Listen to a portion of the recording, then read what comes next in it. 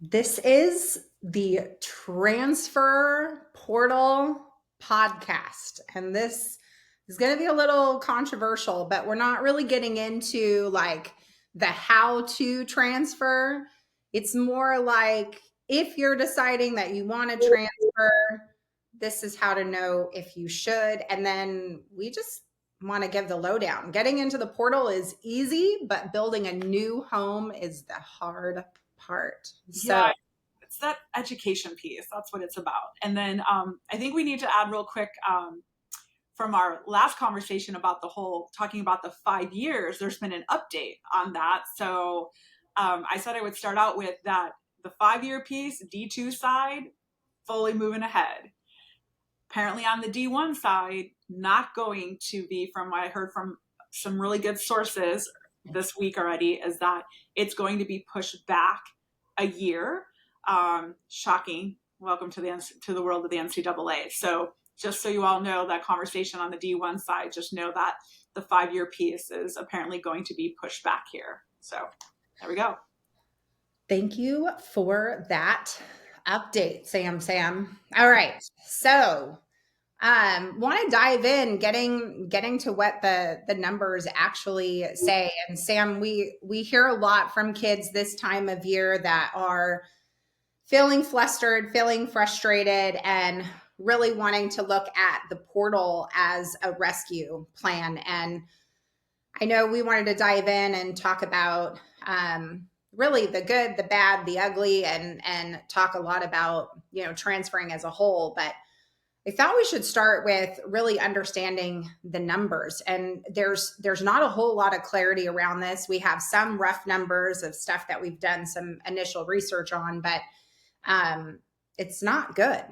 I mean, It's not good across all sports. It is not good. I mean, the grass isn't always greener on the other side, and people go into the portal, and that doesn't mean that you're going to find a spot. And then obviously we're going to talk about thinking about all this, but the numbers, like every year, it's like half of these kids in, like, again, this is not just a volleyball piece. Like, the numbers, I always talk about men's basketball in this, the numbers that keep growing astronomically in the world of Division 1 and Division 2 men's basketball, of kids going into the portal during March Madness. And it's half of these kids not finding a home for the next academic year. It's scary. yeah, in 23, it was 25% of women's college volleyball players on scholarship entered the portal. Yeah. And we know that number got bigger in 24. We don't have the exact numbers, but we know that each year it's getting bigger and bigger. And so, let's talk about why athletes transfer. Some of the reasons that we hear. Sam, you talk to a lot of kids about, kind of that feeling of, I don't know that I belong here, or I don't know who I am here, playing time issues, coaching changes. Do you want to talk a little bit about kind of that unspoken truth of why athletes transfer? Sure. I think it's a lot of what you said. It's, there are maybe coaching changes. The relationship with your coaching staff is not what you thought it would be. I'm not playing. And for a lot of people, they're so used to playing all the time and then not getting out of the court all the time. It's a hard transition. It's a hard transition going to college, by the way. Some of you got to go in, like, if you're a first year, some of you, depending on where you're at, maybe got to go in the summertime. That helps a little bit with the transition. If you're a special kid, like some of you went in, like, you just graduated from high school early, started in the spring semester. I talked to one of our kids who's a freshman right now, and she said that was the best decision for her. Like, she loves where she's at. She's really happy. But that going in spring, being able to graduate early and make the transition to college that spring semester with training was huge for her and her growth and development and transition. It's hard. I think it's the hard transitioning into a new place, to college. It's another phase of your life. And your life is school, volleyball, homework, eat, sleep. You're trying to figure out to have a little fun in all of this. And what does that look like at the end of the day? And then, again, like the playing piece, or you might feel frustrated because you're not getting that playing time compared to somebody else. And maybe you think you're good enough, but you haven't had those handling the hard, better conversations with whomever on your coaching staff. And then I think that's the other piece too that I always like to tell people is, what, part of this is, 6 months or one semester is not enough to know. That's the other piece is, you've gone through it so quick in preseason, into season, into a school year. A lot of you all will start developing in the spring with spring training, getting into the weight room when you're working out with your strength and conditioning staff, etc. That, and then also the school piece, because it's different in the spring. When you're in spring season, you're not playing every weekend. You will be playing, you will be training most of the week. So, I think that there's that whole year piece of giving it that whole year to truly understand what's it like and giving it your full go for a year as well. Yeah, I think there's a part that no one really walks you through, not your roommate, not your parents, and not even your coaches. But before you hit and before you enter the portal, you need to have a conversation, not just with your coach or even about your coach, but you need to have this conversation with yourself. And to do that well, you've got to pull the camera really wide. When you're tired, when you're hurt, when you're not playing and you're over it, your lens really narrows. But as your brain starts to edit out all those moments and you're able to really look at the whole truth, I think starting to have this pre-conversation with yourself, am I tired or am I triggered? Am I acting on reality or a pattern of discouragement? Am I emotionally regulated or am I looking to offload blame to someone? And, reframe, right? Woe is me to what can I see? And I Correct. think a lot of portal bound athletes are only seeing the 10% of the iceberg, which is what, you're kind of talking about. I'm not I'm not playing. The coaches don't like me. That's a big one that we hear, where they don't feel like the coaches like me or they don't feel like the coaches are communicating. And they haven't always examined the 90% of, how consistent have I been in practice, not just reps, but in energy and how I show up. Have I initiated film review, feedback, conversations, or waiting? Are you just waiting to be noticed? What should my teammates say about how I show up in lifts, meetings, sidelines? Have I shown up coachable or defensive? And then as you start to take in this inventory, if you will, of your own presence,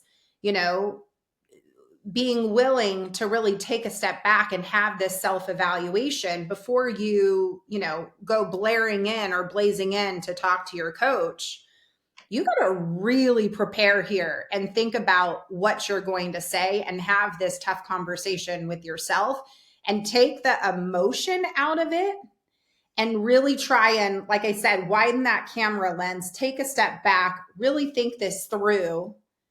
And, as Sam says, learning to, handle the hard better. This is going to be really hard. It is October 22nd as we're filming this, and this is the toughest part of the year. It's like for a lot of you, it is crazy with school, midterms, toughest part of conference play. Some of you are doing really well in your season. Some of you are right here. Some of you are struggling, like wins, losses. Like that's reality too. And I think, Kara, you make an excellent point about the emotional piece. Like that's like, I know for me, like when I get emotional, like it's when I'm really tired, like from just the grind of whatever, like we're in our midst of being on the road all the time. And so I have to tell myself, okay, stop.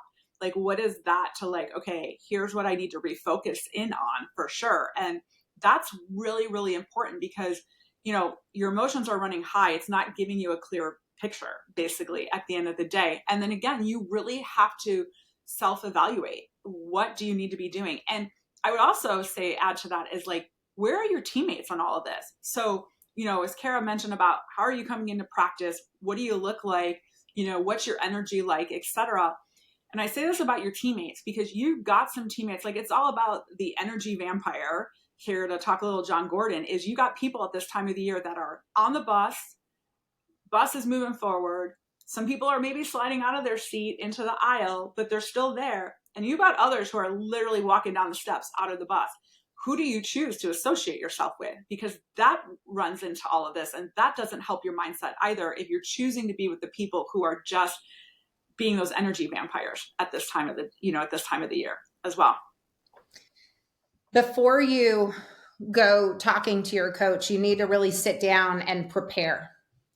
And, as Sam talks about, those teammates and trying to identify different teammates that essentially have that, I don't know, more focused, more excited attitude. They want to keep pushing forward. They want to keep playing, really work to surround yourself around positivity, because that makes a big difference. Find yourself when you're talking to your parents to kind of emotionally vent. I do think it's important that you also communicate with your parents like what you need from them, Mm-hmm. because you need to know that it's going to be hard, and no matter where you go or no matter what you do, it's just going to be hard. So learning how to embrace that, starting to build, having your own tools. We hear from a lot of mental toughness coaches that talk about, having tools in your toolkit to be able to self-evaluate, to breathe, to get through this, right? And to handle the hard better, as Sam likes to say. But I got to warn you, before you go walking in to talk to your coach, you need to be prepared. And I would highly recommend that you write down what it is that you want to say. More than likely, you're going to revise it. Leading with your feelings is not the move here. You can name your feelings, but you shouldn't be leading with your feelings. And making sure that you're asking questions, not just making statements, because you need some truth, you need some feedback. If you feel like your coach is ignoring you, if you feel like, really have those conversations too with your teammates, and not the teammates that are going to tell you what you want to hear. There are those teammates who are saying, "Oh no, Sam, you're doing great. Everything's great. You're awesome. I don't know why you're not playing more." You need to find those leaders on your team that are going to give you that constructive criticism to say, "Hey, I've been where you are. I've been through this program for a few years." I think really having that ability to talk to some of those older teammates and be able to get feedback and ask, how am I showing up in the gym? How do you feel about my energy? And really opening up and trying to lean on them a little bit, to get some of that feedback before you go blazing in to talk to your coach and start, whatever you do, you can't go in playing the victim card. And the other thing that you need to know is those of you that are playing, a high level of Division 1 who are also getting paid to play, where you're making real money, your emotions, your feelings, like this is part of your job. And it's also going to be learning how to transition, in life as you enter a career, right? Some of this might be hard for you to hear, but when you're getting paid to be there, understand that a coach's mindset, even though they know that this is hard, they also know that not only are you getting a scholarship, but some of you are getting 6 figures to play volleyball at the next level. Some of you might even be making more than your assistant coaches. And so you need to understand that, going in there and playing this victim card without really thinking through what you want to say is going to be really pivotal. Yeah, spot on for sure. Being prepared. And I like that, like going to have that conversation with one of your teammates that you're not going to hear what you just want to hear. I think that that's really, really important. And, you have to be prepared to going into these meetings. And I think that's the thing too. Like you think about, okay, I'm going to go transfer, like you said, getting into the portal, it's an easy transaction now. Super simple. Boom, boom, fill out stuff. Let's go. But then have you thought about what's going to happen if you were to do this? Because, for most of you all, if you go into the portal, your time with your current team is done as you know it. Like Mhm. and I think some people think like, oh, I can go shop around and maybe come back. Well, I mean, if I had a player come into my office, I was still coaching and decided that they wanted to go into the portal, why do I want to put my time and energy into helping them get better? You're not helping our team in the future. So you have to look at it that way. And then I think for some of you all too, like academically, what's coming into play here? If you're a freshman, like obviously like you're new, all that, but I think a lot of people forget like from an academic standpoint, you have to be prepared. Like what's going to transfer? What's not going to transfer? If your future home academically, do they have what you want? I know that for some of you, you start thinking about your majors, and that's why some people legitimately do transfer because the school they're at doesn't have what you really want. Legit, get it. Just like people graduating and wanting to go play, we talked about this fifth year earlier, but if people still have another year and trying to go on to their masters or, all that, great. But you need to really think about this because the other thing with this transferring and going into a portal is think about how long it took you to get recruited the first go around and the time and energy you spent into that process. Well, let me tell you something. It will be like this. And are you ready to make a decision super quick? That's something that I don't think a lot of people really think about as well. Yeah, as we talk about, making the decision to transfer and kind of the strategy and what you need to do, we'll dive into that. And then I want to come back, Sam, to obviously you were a coach for 20 years. And as we talk about that approach with your coach in terms of, having the words and really how to articulate that, I think that's going to be important for us to really, talk about and give advice, right? On if you've made this decision that this is the direction that you want to go, you don't want to put the coach on the defensive. So we'll come back to that. When you're making this decision, you've got to put together, it's like your resume, right? Your portfolio, your profile again. And so, gathering your match or practice film, starting to organize and figure out, what were some of your more competitive matches. And remember, these coaches can all access volumetrics, so they're going to be able to pull stuff, but you want to make it easier when you go to start this process and you're emailing coaches. You do want to make sure that you have highlights put together, you've got content put together. That's going to be important. Your transcript, if you're younger, if you are a freshman or a sophomore in college, you're going to need your high school transcript and test scores because it's very much relevant unless you've received your AA degree while you've been in college. If you got your AA degree, if you're one of those kids that did a dual enrollment program and you got your AA degree while you were in high school, some of you fit that mold. That's great. Then obviously you're going to need your academic transcript from college as well as showing that you have that AA degree. You need a syllabus. This is something that people don't talk about often. You need a syllabus from each class that you took at the current institution. You want to make sure that all of this is organized and you're putting it in like a folder on your computer. The reason that you need a copy of that syllabus from each class is because the new institution, wherever you're looking to get recruited, they need to make sure that they can find that course in their course book and so that they can give you the credit. Okay. And that's why that's important. You want to make sure that the course is aligned. That's what anybody that's on the other side, like at the new institution, they're going to be wanting to try and get as many of your college credits to transfer over, but they have to be able to find those courses, the language, it has to kind of match up in terms of what the current institution's teaching and where you're going to go. The other thing that you need to really work on is preparing a fit statement, if you will, not just why you left, but who you're becoming, right? Everybody's going to ask the question, why are you leaving? You need to be very careful here. This is where a lot of athletes get eliminated right off the bat. They go right into the victim card. They talk about how, terrible things were. You need to be really cautious with your language and really show some gratitude for the last program. And I don't care how you feel like it went. You need to understand that when somebody's interviewing you, And especially college coaches more so have empathy with one another. They're going to, some of them may call your coach at your institution and find out, certain things. They may reach out, and they're going to want to understand, how you showed up, how you were as a teammate and as a player, and your energy and all those things. So you need to start to put together what that statement is going to look like so that you can roll it off your tongue with real confidence.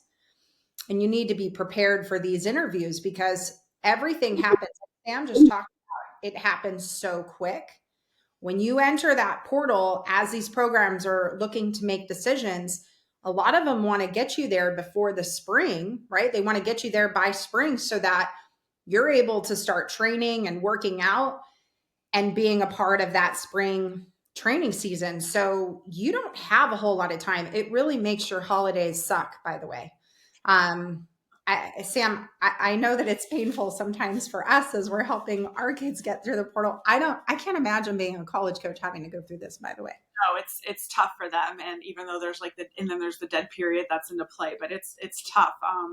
I know in the baseball world, they actually like around Christmas, they completely are on like a dead period, like nothing, no interaction, like no phone calls, no nothing, so that it can at least celebrate Christmas, which good for them that the baseball coaches put that into play.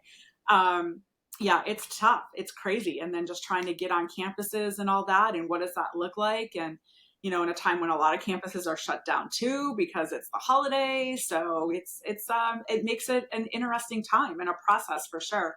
I want to go back to the film piece that you mentioned.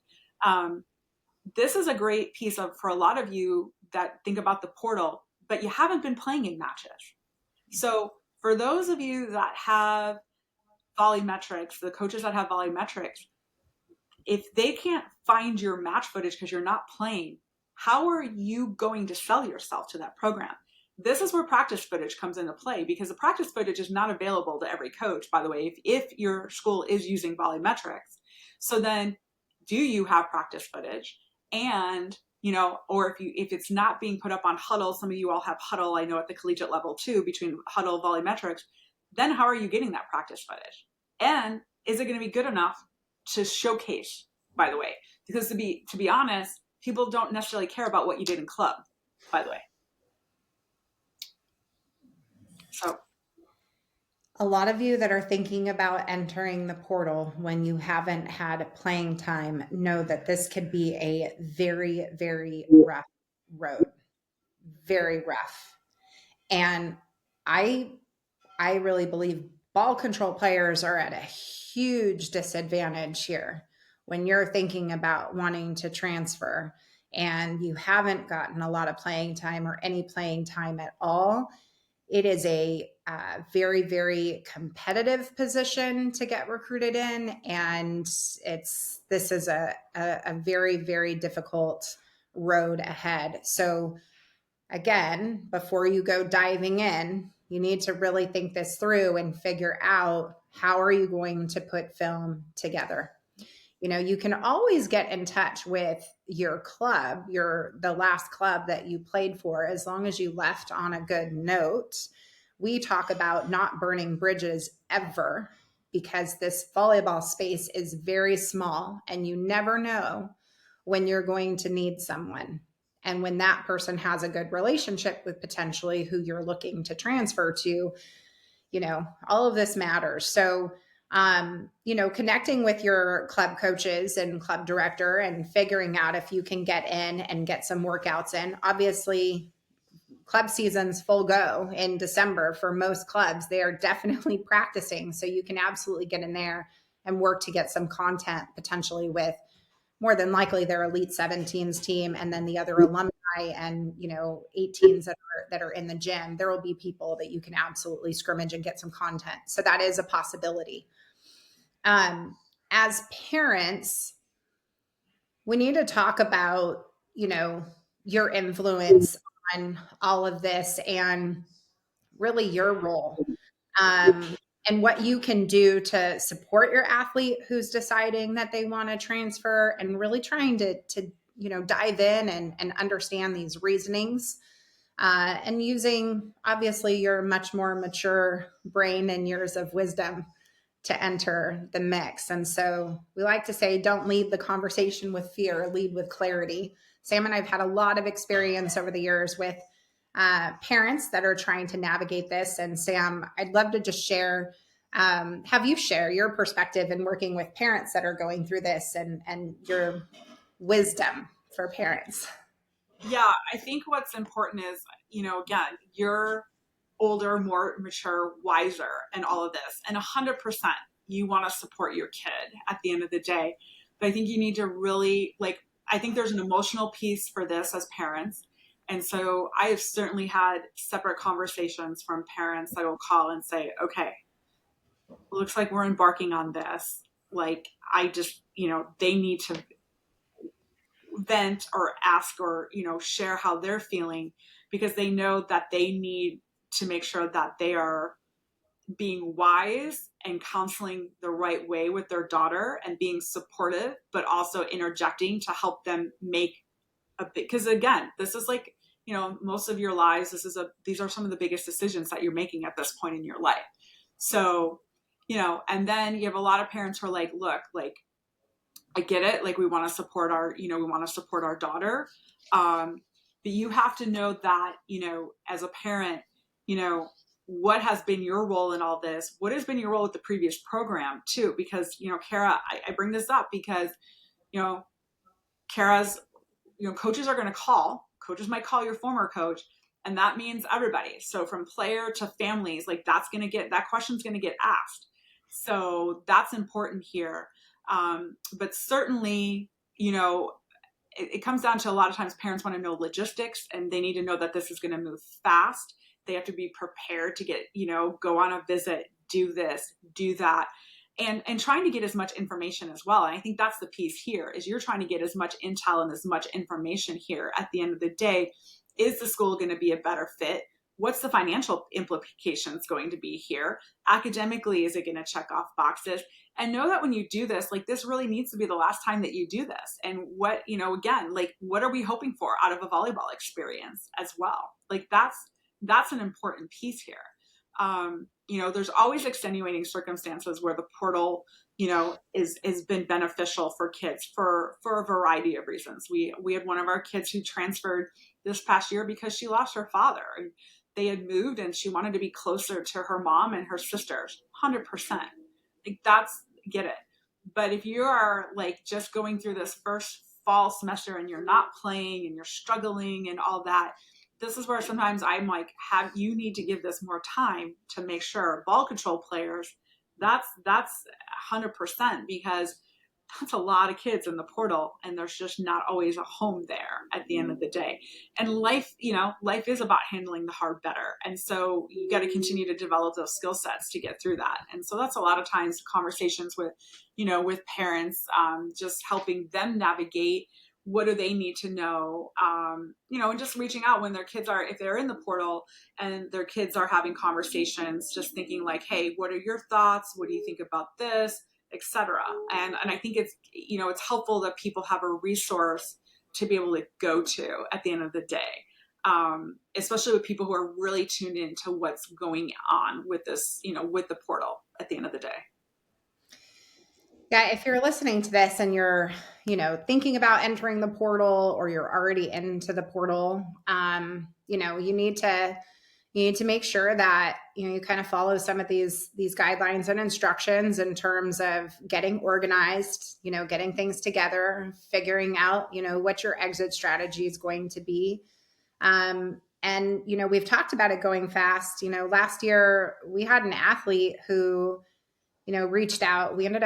She ended up getting transferred to Purdue in 48 hours. I mean, when we talk about this going fast, like, this can go really fast. We had a kid that was committed in less than 48 hours. It was done.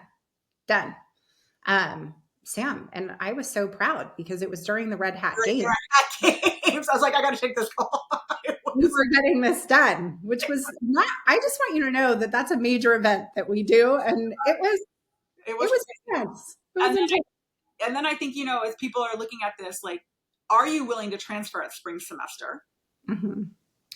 What if you can't get into the school until next fall semester? What does that look like? And then you have to have a plan to navigate. How are you going to train and get yourself ready for that next school as well, too? Yeah, you won't be able to sit around, and your current program is not going to be interested, like Sam said, in helping you get better during this time. For the most part, every once in a while, you will find somebody like the kid that is moving closer to be closer to home because there was a death in the family or something happened.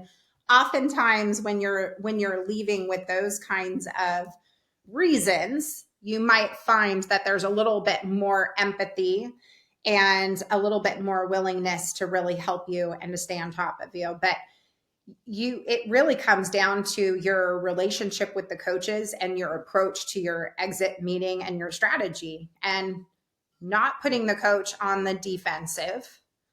You really need to think through this conversation. And, that's kind of, I wanted to circle back to this, because that conversation on the way out really matters. And if you're somebody that's, really trying to think about this and you want somebody to talk to, we're more than happy to hear you out. And certainly, have a conversation and chat with you a little bit about, kind of what your reasonings are, and what your strategy needs to be, so that you can approach this the right way. You have to remember that these coaches are pouring their heart and soul into these programs. They sacrifice a lot to do this job, and they love it. They want to do this job, but they've got families at home, and they're sacrificing all of that for their families. And everybody, I think, at the end of the day, always wants to do the best they can, right? And so you want to give people the benefit of the doubt, and really kind of approach this, even if you feel like you've been treated unfairly or things haven't gone the right way. You got to sit down and really, I would highly recommend that you start writing things down. And certainly, if you decide to talk to your club coaches, or your club director, talk to somebody that's got a lot of experience that can sit there and say, hey, just so you know, like, this doesn't sound real hot. Yep. This isn't a good reason. This can't be the reason that you want to leave. You need to make sure that you think this through. And again, that you don't come across with this victim card, this victim mentality. So think it through, write it down, look it over, ask multiple people to look at your talking points, probably not your teammates, but you should talk to your teammates about how you feel that you showed up versus what their thoughts were, and not your good friends that are going to tell you what you want to hear. Make sure you're talking to, maybe some of the older players that have been around that can, maybe call you out. You want somebody that's got a little bit of a mouth on them if you want to know the truth, because they're going to be able to handle that confrontation a little bit better, in our experience, at least. Yeah, for sure. So, well, we hope this was helpful as you look to go down this path, or if you're a family that is, going through your recruiting and you're already trying to think ahead, like, what happens, what if things don't work out, what if the coaching changes.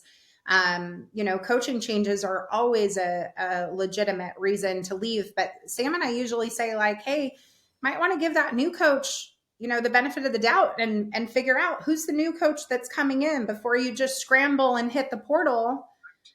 When you hit the portal, by the way, and you decide that I'm not even going to give that coach a chance, I'm just going to go in the portal and start looking at options, that might feel like a wise move for you. But I'm here to tell you that that makes it real easy for that college coach to eliminate you and just move on, versus you trying to get to know them a little bit, them trying to get to know you a little bit. So when there's a coaching change, we would advise that you stay patient and you wait. Who is that new person coming in? And really take the time to get to know them and ask good questions. And by the way, reach out to their old players. Mm-hmm. Where did they come from? How was their experience playing for that coach? And take that into consideration before you go rushing in. Rushing into the portal is not the answer. So don't make an emotional decision here. It is very, very difficult. There are more athletes not finding a home, by the way, than athletes that are finding a home, which was where we started with all of this. Correct. 100%. So we wish you the best of luck. Feel free to hit us up, Kara at vballrecruiter.com, Sam at vballrecruiter.com. You can always send us a DM on Insta. Don't DM me on TikTok. I'm terrible at following all the TikTok messages. I get an F in that category, but you could totally DM on Insta or drop me an email, drop Sam an email. And we look forward to bringing you more fun content as we continue to get ready for club season. It'll be here. Let's go. I know, before we know it. All right, Absolutely. you all. Thanks so much. Thanks, everybody.